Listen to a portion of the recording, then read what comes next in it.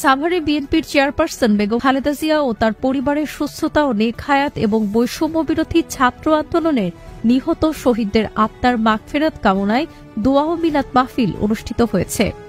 শুক্রবার দুপুরে সাভার পৌর এলাকার ব্যাংকটাউন জামে মসজিদে ঢাকা জেলা বিএনপির সাবেক সাংগঠনিক সম্পাদক রাশেদুল আহসান রাশেদের উদ্যোগে জুম্মা নামাজ শেষে দোয়া মাহফিল অনুষ্ঠিত হয়।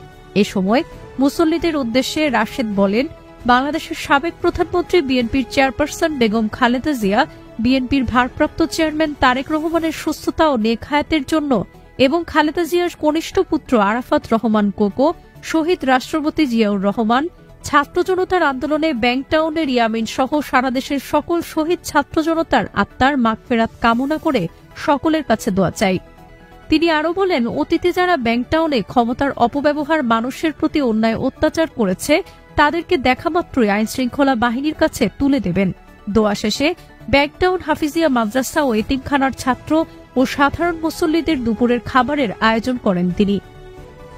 এ সময় আরও উপস্থিত ছিলেন ছাত্রদল কেন্দ্রীয় কমিটির সাবেক সদস্য হাসিবুর রহমান, ঢাকা জেলা ছাত্রদলের সাবেক সাধারণ সম্পাদক রেজাউল করিম জুয়েল, সাভার পৌর বিএনপির সাবেক আইন বিষয়ক সম্পাদক অ্যাডভোকেট আনোয়ার হোসেন, তেঁতুলছড়া ইউনিয়ন যুবদলের সভাপতি রাজু আহমেদ সহ আরও অনেকে।